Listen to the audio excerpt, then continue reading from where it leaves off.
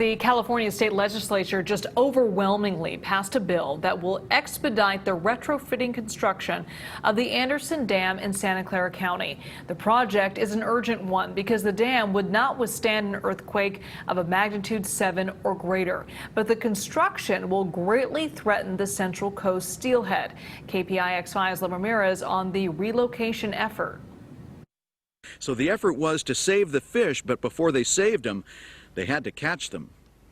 It was a fishing expedition with nets and buckets, but when this team with the Valley Water District scooped up Central California Coast Steelhead in Upper Coyote Creek, it was to save the fish and help the species survive. These are a federally threatened species.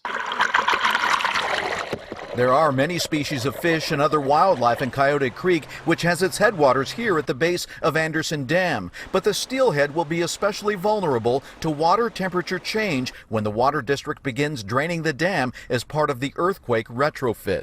The cold water that is available in the reservoir will be eliminated as it starts to draw down. The biologists used an electroshock system to temporarily stun the fish to make them easier to catch. Then they were loaded into trucks and relocated to other parts of the watershed, which will not be affected by the dam reconstruction.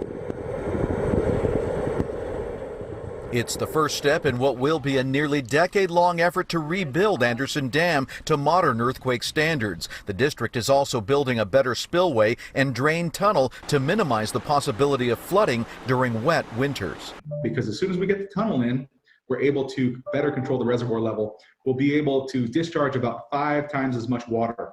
But neighbors and people who use the reservoir for recreation wish the project wouldn't take so long.